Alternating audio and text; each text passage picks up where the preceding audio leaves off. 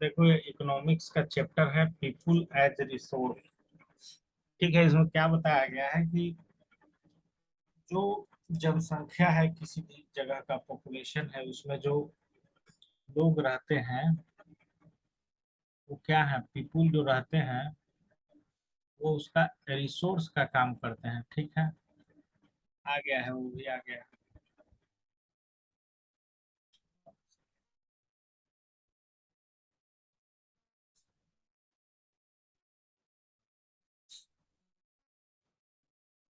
चलो देखो क्या होता है ना कि कहीं भी जनसंख्या है, मान लो कि एक गांव है, वहां का जनसंख्या कितना है, 10,000 है। ठीक है, तो रिसोर्स का काम कैसे करेगा, एक बगल का गांव है, ठीक है, उसका जनसंख्या है 500। ठीक है, लेकिन क्या है कि ये जो 10,000 जनसंख्या वाला गांव है, यहाँ का आदमी क्या है कि बहुत ज्यादा है, यहाँ आदमी कम है, लेकिन ये सब 500 आदमी बहुत ज्यादा पढ़ा लिखा हुआ। यहाँ पर फैक्ट्री बहुत ज्यादा लगा हुआ है। ठीक है, फैक्ट्री ज्यादा लगा हुआ है। तो ये जो 500 आदमी मिल के 500 फैक्ट्री लगाया है इस वाले गांव में, तो काम करने के लिए आदमी चाहिए ना, तो काम करने के लिए आदमी कहाँ से आएगा, यहाँ से आएगा, ये वाले से। तो क्या हुआ, उससे इनकम जनरेट होगा वो 10,000 पीपुल को भी। तो एक प्रकार का क्या, अगर ये भी 10,000 बगल के गांव में आदमी नहीं रहे तो कहाँ से फैक्ट्री उतना लग पाएगा, नहीं लग पाएगा। इसी कारण क्या है कि जो पीपुल है वो भी क्या है, रिसोर्स है। एक हमारे पास जैसा संपत्ति होता है पैसा, उसी तरह से आदमी भी है। हमारा देश का जनसंख्या अभी 130-135 करोड़ पार कर चुका है, तो ये भी एक प्रकार का रिसोर्स है, हमारा ताकत है कि हम लोग कुछ भी कर सकते हैं, दूसरे जगह जाके पैसा कमा सकते हैं, इंडिया को मजबूत बना सकते हैं। ठीक है, देखिए आगे। The chapter People as Resource is an effort to explain population as an asset। Asset कैसे होता है, जैसे बैंक में हम लोग पैसा जमा करते हैं ना, वो हमारा एसेट रहता है। उसी तरह से जो हम लोग, हमारा जनसंख्या है वो भी एक fix deposit bank balance type के एसेट है, लेकिन उसका सही यूज जरूरी है for the economy rather than liability. Liability मतलब क्या होता है कि हम बैंक से लोन लेते हैं, बैंक से क्या लो, इस चीज को तुम लोग लिख सकते हो, बैंक से अगर तुम क्या करोगे, लोन लोगे तो वो तुमको चुकाना पड़ेगा, तो आप पे कर्जा हो जाएगा, तो उसको लाइबिलिटी बोलते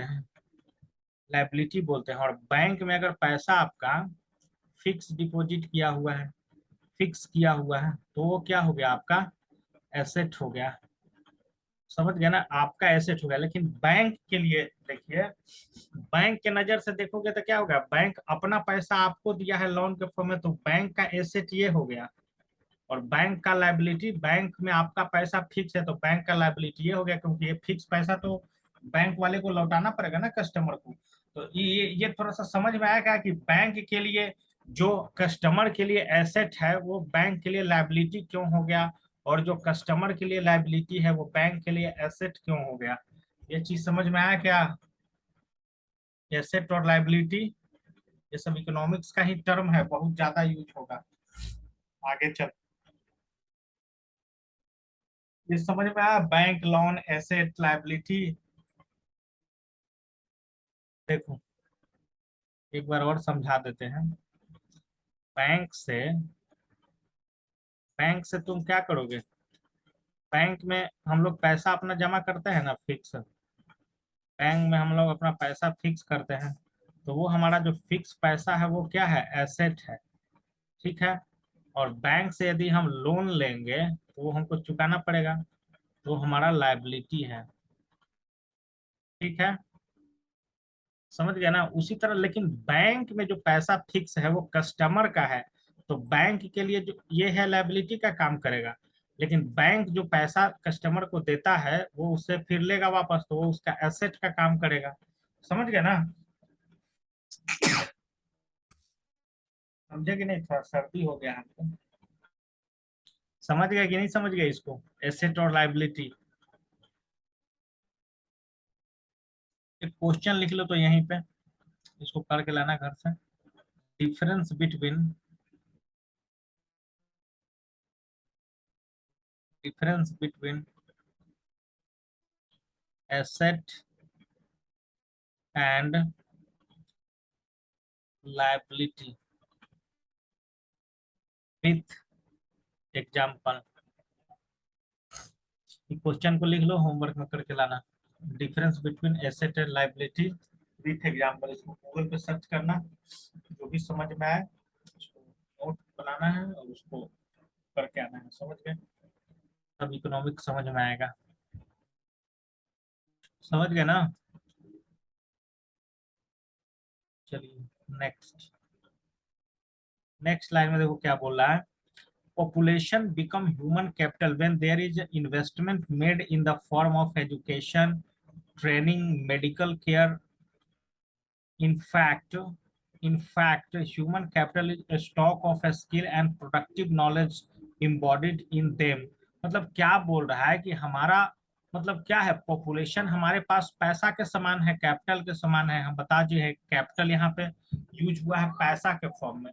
जो हमारा पॉपुलेशन है, जनसंख्या है, वो ह्यूमन कैपिटल के समान है। समझ गए? लेकिन क्या है, सिर्फ आपको जनसंख्या बढ़ाने से नहीं होगा।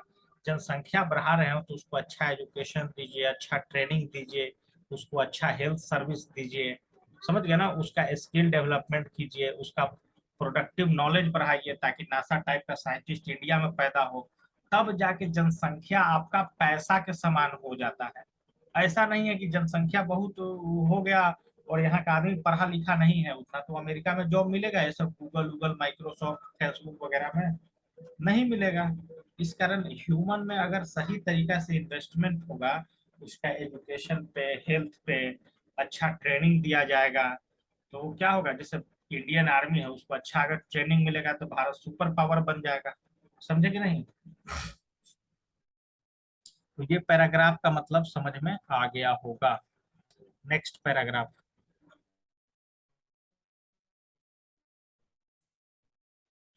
People as a resource is a way of referring a country working people in term of their existing productive skill and ability। इस लाइन का मतलब क्या बताया कि पीपुल एज ए रिसोर्स, मतलब पीपुल हमारे पास संसाधन है। ऐसा हम लोग क्यों कह रहे हैं किसी कंट्री के लिए? ये सिर्फ पीपुल एज ए रिसोर्स किस पीपुल का बात कर रहा है? एक्चुअल में वो वर्किंग क्लास पीपुल का बात कर रहा है, जो इंडस्ट्री में काम कर रहा है, जो खेत में काम कर रहा है, जो पढ़ाने लिखाने का काम कर रहा है, वो पीपुल एज ए रिसोर्स है हमारे लिए। समझ गए? समझ गए ना? उसका क्या करना है, उसका प्रोडक्टिव स्किल को बढ़ाना है, एबिलिटी को बढ़ाना है। समझ गए कि नहीं? इंडियन आर्मी में जो ट्रेनिंग मिल रहा है उससे बढ़िया ट्रेनिंग देना है, उससे बढ़िया उसको औजार खरीद के देना है। सबसे ज्यादा टेक्नोलॉजी वाला देश जापान, चीन, ये सब देश है, क्योंकि ये सब सही तरीका से ये सब इकोनॉमिक्स के किताब पढ़ के वो सब अपने जनसंख्या में बढ़िया चीज फंसाया है, पैसा फंसाया है अच्छा जगह पे, अच्छा एजुकेशन दिया है, उसको ट्रेनिंग दिया है। हम लोग क्या है, एजुकेशन तो बढ़िया मिल रहा है लेकिन ट्रेनिंग नहीं मिल रहा है। तुम ही लोग देखते होगे प्रैक्टिकल तो हर एक स्कूल में होता है, लेकिन उस तरह का प्रैक्टिकल हम लोग को नहीं सिखाया जाता जो अमेरिका के स्कूल में क्लास 9 में सिखाया जाता है। तो यहाँ एजुकेशन तो है लेकिन ट्रेनिंग का कमी है। तो ट्रेनिंग का कमी है तो फिर देश उतना तरक्की नहीं करेगा। समझ के ना? कहीं ना कमी कमी है हम लोग में। चलिए next. looking at the population from the looking at the population from these productive aspects emphasizes its ability to contribute to its creation of gross national product. Like other resource, population also is a resource. A human resource is the positive side of large population that is often overlooked when we look only at the negative side, considering only the problems of providing the population with food, education, access of health facility. When the existing human resource is further developed by becoming more educated, healthy, we call it human capital formation that add to the productive power of the country just physical capital formation।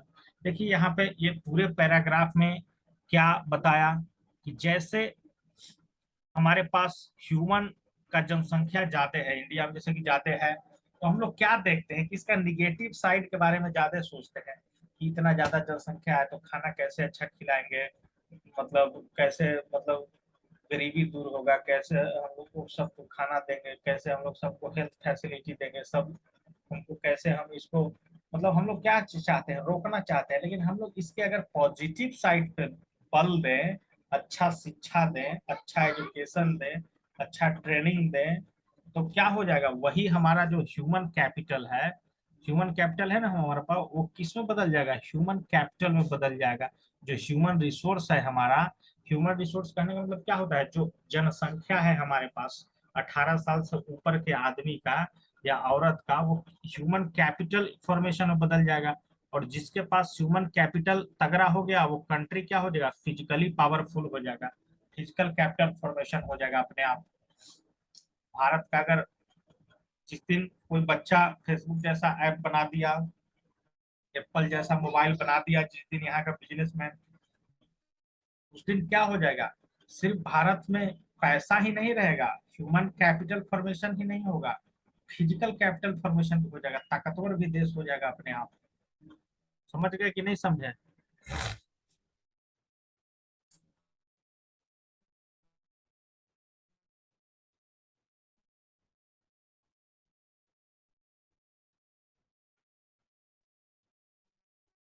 ऐसे type में question आ सकता है, इसका topic है investment in human capital through education, training, medical care yield a return like just investment in physical capital. This can be seen directly in the form of higher income earned because of higher productivity of more educated or better trained person, as well as higher productive or healthier people. देखिए, अगर हम लोग जिस तरह हम लोग physical capital मतलब लगाते हैं, जैसे पैसा हम लोग कैसे इन्वेस्ट करते हैं, पैसा किसी चीज में इन्वेस्ट करते हैं, ठीक है ना। जैसे हम लोग घर बनाते हैं अपना, ठीक है, सुंदर घर बनाते हैं, लेकिन उसी पैसा से अगर बच्चों को पढ़ाया लिखाया जाए, अच्छा ट्रेनिंग कराया जाए, तो उससे ज्यादा बढ़िया घर आपका बन सकता है। ऐसा है कि नहीं। और क्या बता रहा है यहाँ पे, एक चीज और बता रहा है कि जो आदमी पढ़ लिख जाता है ना, जो आदमी पढ़ लिख जाता है तो वो क्या होता है, हेल्दी भी होगा, उसका प्रोडक्टिव स्किल भी ज्यादा होगा। मतलब एक तुम अपने घर में किसी नौकर को रखो या किसी काम करने वाले को रखो, अनपढ़ को रखो, और एक पढ़े लिखे को रखो, दोनों का काम देखोगे तो पढ़ा लिखा और आदमी बेहतरीन ढंग से हर दिमाग लगा काम करेगा, और अनपढ़ आदमी कुछ भी करते जाएगा। तो ये अंतर है। जो आदमी नहीं पढ़ा लिखा रहेगा वो क्या करेगा, बिना मुंह धोए खाना खा लेगा, बिना कुछ भी कर लेगा, इस तरह का चीज कर लेगा। लेकिन जो पढ़ा लिखा आदमी है वो अपना साफ सफाई का ध्यान रखेगा। बहुत सारे लोग थे कोरोना में मास्क कुछ नहीं लगाते थे, लेकिन जो भी जागरूक पीपुल है वो मास्क, तो वो हेल्दी रहेगा। हेल्दी रहने से क्या है, वो ड्यूटी पर रोज जाएगा। मतलब कि मान लो कि अगर किसी कंपनी में 100 गो कर्मचारी काम करता है, ठीक है ना, 100 गो कर्मचारी काम करता है, जिसमें 99 गो पढ़ा लिखा है, एक गो अनपढ़ को रख लिया, और अनपढ़ अगर कोरोना आके यहाँ पे फैला दिया, तो इसका 100 लेबर का तबीयत खराब हो जाएगा और कंपनी बंद हो जाएगा। समझे कि नहीं, 100 लेबर का तबीयत खराब हो जाएगा, और एक आदमी के कारण। इस कारण समझिए कि बिना ट्रेनिंग के रखना किसी को कितना खतरनाक हो सकता है, और बिना पढ़े लिखे किसी कंपनी में। एक तो एक छोटा सा एग्जांपल दिए। या मान लो कि 99 को ट्रेनिंग लेके आया है एक आदमी, बिना ट्रेनिंग लेके आया है, और वो आपका कंपनी का बहुत बड़ा मशीन ऑपरेट कर रहा है बिना ट्रेनिंग का। अगर उसमें विस्फोट उस्फोट हो गया तो पूरा खत्म हो जाएगा, 100 का 100 मर सकता है, पूरा बिल्डिंग गिर सकता है, मशीन खराब हो सकता है करोड़ों का फैक्ट्री का। इस कारण अच्छा पढ़ाई और ट्रेनिंग दोनों जरूरी है। इंडिया में अच्छा पढ़ाई तो हो रहा है लेकिन अच्छा ट्रेनिंग नहीं हो रहा है, ये दिक्कत है इंडिया में।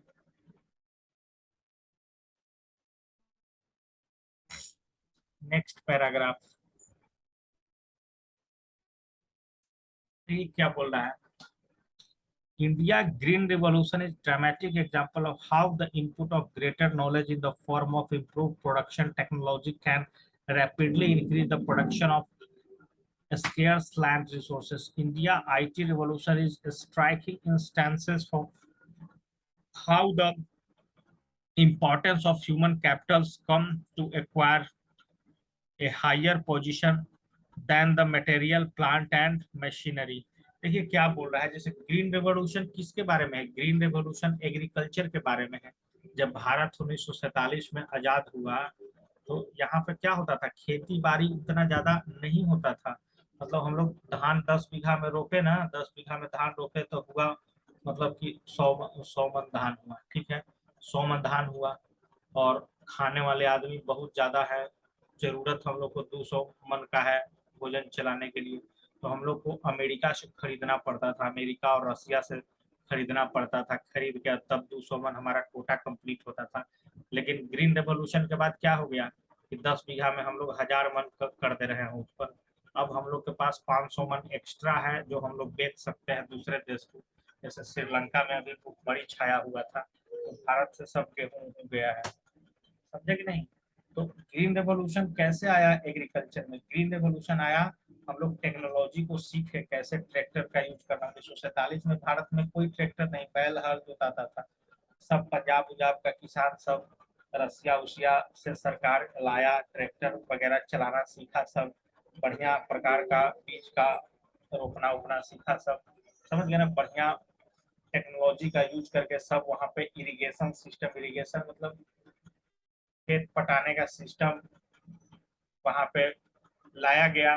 तो क्या हुआ, वहां पे पैदावार बहुत ज्यादा बढ़ने लगा। अब देख ही रहे हो, जहाँ 10 बीघा में 100 मन था, अब 10 बीघा में 1000 मन हो रहा है। भारत का प्रोडक्टिविटी ज्यादा बढ़ गया।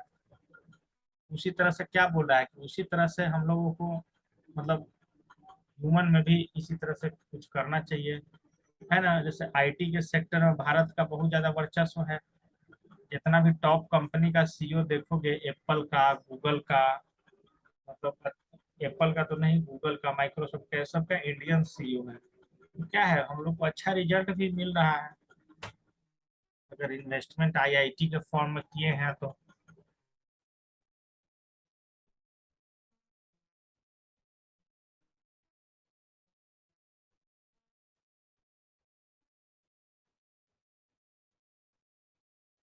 ये यहाँ पे कैसे ह्यूमन कैपिटल को दिखाया गया है।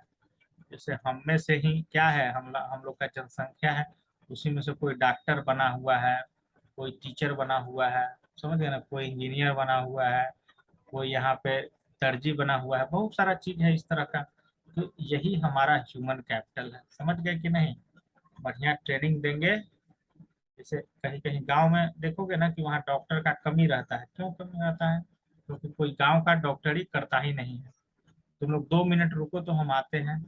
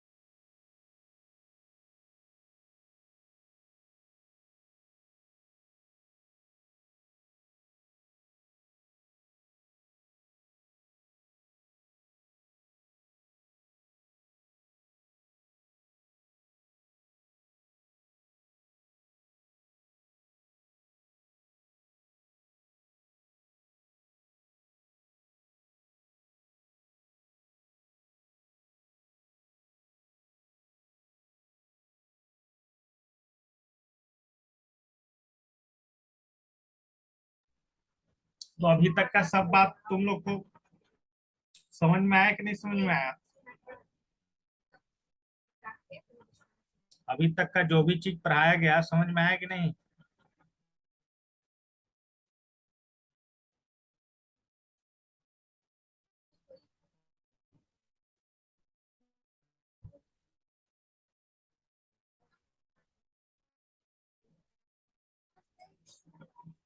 Not only do the more educated and the healthier people gain through higher income, society also gain in other indirect ways because of advantage of a more educated or healthier population, a spread of those also who themselves were not directly educated or given health care. In fact, human capital is in one way supporter to the other resources like land, physical capital. Human resource can make use of land and capital. Land and capital cannot becomes useful on its own for men. देखिए अब इसमें क्या बोल रहा है ना कि जो आदमी को हम लोग शिक्षा दे रहे हैं ना, एजुकेटेड हो रहा है, वो आदमी हेल्दियर भी हो रहा है, तो वो सिर्फ अपना ही सिर्फ बेहतरी नहीं करेगा, वो समाज को भी बढ़िया करेगा। ज्यादा पढ़ा लिखा जिस गांव में होगा आदमी, जैसे कैसे बताया अभी एग्जाम्पल में कि जिस गांव में डॉक्टर होगा तो उस गांव के आदमी को मतलब किसी का तबीयत खराब होगा तो उसको बाहर जाने का जरूरत नहीं ना पड़ेगा, मतलब वहीं पे उसको इलाज मिल जाएगा। समझे कि नहीं? उसी तरह से जो आदमी पढ़ाई करेगा उसमें अपने आप हेल्दी रहने का हैबिट आ जाएगा, कैसे खाना चाहिए, कैसे क्या करना चाहिए, ये सब सीखेगा, दूसरे को भी टोकेगा जो आदमी अनपढ़ भी है उस गांव का। तो इससे सोसाइटी को भी फायदा मिलता है। समझ गए कि नहीं? कोई अगर अमेरिका में डॉक्टर बन गया जाके भारत का आदमी, तो वहां से पैसा कमाएगा तो भारत में भेजेगा, तो यहाँ पे भी डेवलपमेंट होगा कि नहीं? समझे ना?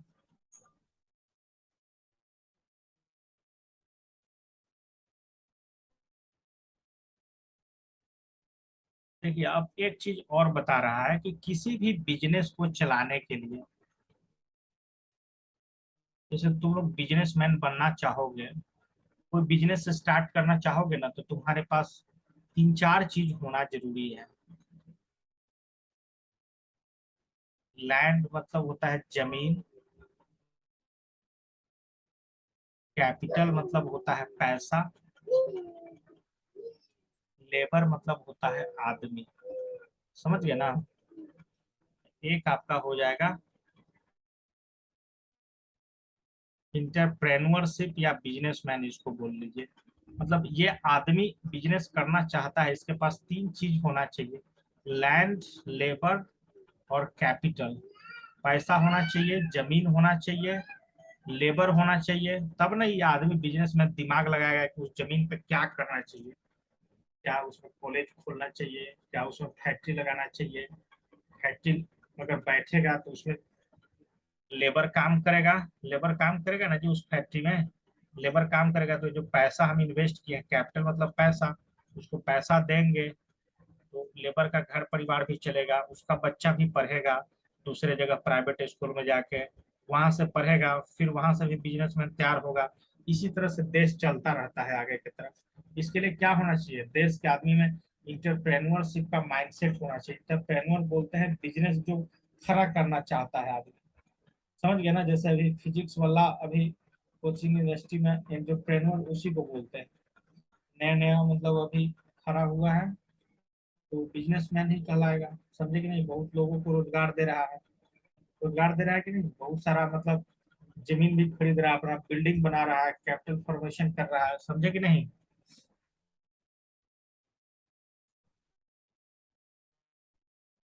लेबर के बाद लिखा हुआ है बिजनेसमैन, इंटरप्रेन्योरशिप होता है।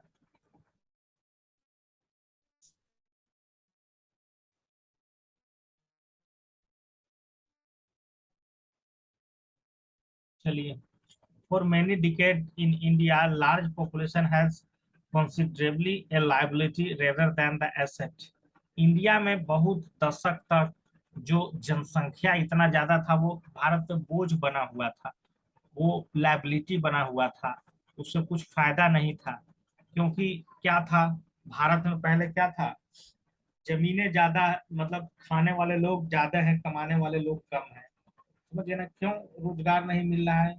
क्योंकि पढ़े लिखे नहीं है, प्रॉपर ट्रेनिंग नहीं है, खेत में पैदावार कम हो रहा है, पर लोग काम कर रहा है खेत में, बैल से खेत जोता रहा है, ट्रैक्टर नहीं है।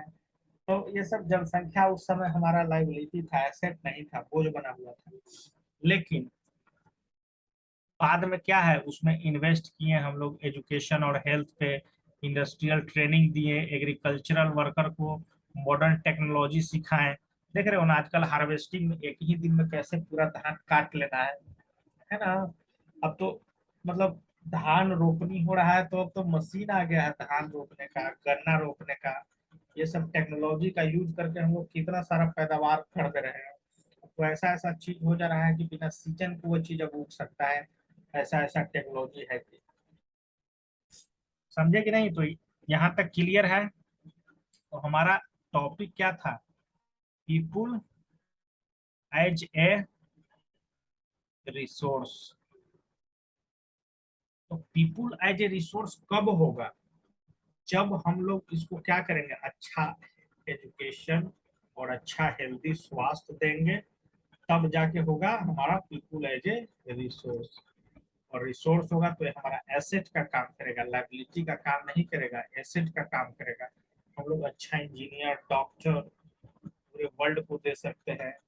देखिए ना कैसे कैसे एक दूसरे से सब रिलेटेड था, कि अगर हम लोग अपने आदमी पे अच्छा एजुकेशन दे रहे हैं तो कैसे उसमें अपने आप पैसा कमाने का क्षमता आ जाएगा, उसमें अपने आप सुपर पावर बना देगा इंडिया को। समझे कि नहीं? तुम लोग गेम खाली खेलते होगे, लेकिन अगर वही गेम अगर पबजी भारत का अगर कोई बच्चा बनाया हुआ होता है या कंपनी, तो सोचिए इंडिया कितना कमाता है उस गेम से। चाइना ये सब कमा के पावरफुल बना हुआ है। तो पढ़ाई सिर्फ गोली पिस्टल से भी ज्यादा ताकतवर बना देता है। पैसा जिसके पास है ना, जिसके पास ह्यूमन रिसोर्स है, जिसके पास जनसंख्या ज्यादा है, अगर उसको पढ़ा लिखा दिया तो कोई ना कोई वहां तो उस तरह का चीज बना ही देगा, पबजी उबजी टाइप का, और बना देगा, पूरा वर्ल्ड में चलेगा तो पैसा कमाएगा। पैसा कमाएगा तो उसी से भारत को टैक्स जाता है, सरकार को। कंपनी तुम खोलोगे और पैसा कमाओगे तो उसमें टैक्स दोगे सरकार को, और सरकार को टैक्स दोगे तो उस टैक्स से सरकार हथियार बनाएगा, पूरा लेगा, मिसाइल लेगा, रॉकेट लॉन्चर बनाएगा। तो ये देश भी ताकतवर होता है उस तरह। चाइना मतलब पैसा हम ही लोग से कमा के और हम ही लोग पे चलाने का बना रहा है। Story of Sakal. There were two friends, Vilas and Sakal, living in same village, Shimapur. Sakal was 12-year-old boy. His mother Sheila looked after domestic chores. His father Bhuta Chaudhary worked in the agriculture field. Sakal helped his mother in domestic chores. He also looked after his younger brother Jitu and sister Situ. His uncle Syam has passed the matriculation examination but was sitting idle in the house of had no job. Bhutta and Sital were eager to teach Sakal. They forced him to join the village school, which he soon joined. He started studying and completed his higher secondary examination. His father persuaded him to continue his study. He raised a loan for Sakal to study a vocational course in computer. Sakal was meritorious and interested in the study from the beginning with the great vigorous and enthusiasm. He completed his course. After some time, he got a job in a private firm and he even designed a new kind of software. The software helped him increase the sale of farm. The boss acknowledged him service and reward him with a promotion. देखिए क्या हुआ, विलास और सकाल रहता था, समझ गए ना? तो एक्चुअल में ये किसके बारे में है?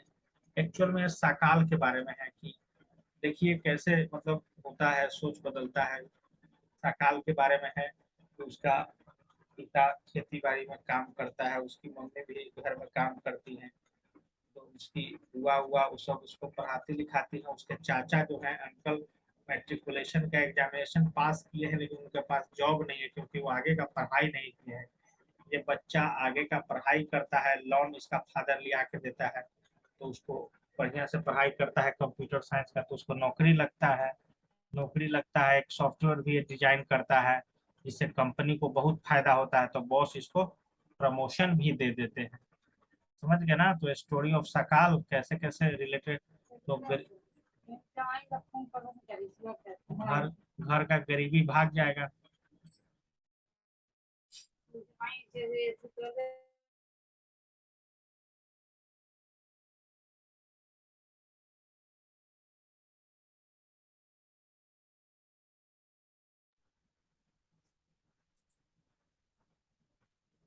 स्टोरी ऑफ विलास है। विलास was even 11-year-old boy residing in the same village as Sakal. Vilas father Mahesh Waje fisherman, मछली पालने वाला। His father passed away when he was only 2 year old. इसका फादर मर चुके हैं जब ये 2 साल का हुआ। His mother Gita sold fish to earn money to feed the family. इसकी माता गीता कमाती है फिश बेच के, इससे परिवार का लालन पालन होता है। ही bought fish from the landowner pond and sold in the nearby मंडी। मतलब किसी आदमी का, मालिक का तालाब है, उसमें से मछली खरीद के ले जाती है और मार्केट में जाके बेचती है, और वो 150 रुपया पर डे कमाती है। Vilas became patient of arthritis. His mother could not afford to take him the doctor. मतलब देखिए उसको क्या हुआ, आर्थराइटिस हुआ है, उसको आर्थराइटिस हुआ, हड्डी हड्डी का बीमारी कुछ हुआ है विलास को, तो उसके पास पैसा नहीं है कि उसकी माँ उसकी इलाज करा सकती। He could not go to the school either. और वो स्कूल भी नहीं जा पा रहा है। He was not interested in study. तो स्कूल नहीं गया तो पढ़ने में मन नहीं लग रहा है। He help his mother in cooking and also looked after his younger brother. तो वो भी क्या है, बड़ा हुआ तो धीरे धीरे मम्मी के साथ काम करने लगा, हाथ बटाने लगा। समझ गया ना। After some time, his mother fell sick and there was no one to look after him. There was no one in the family to support them. Vilas too was forced to sell fish in the village. He, like his mother, earned only a merger income. मतलब यही चीज बता रहा है।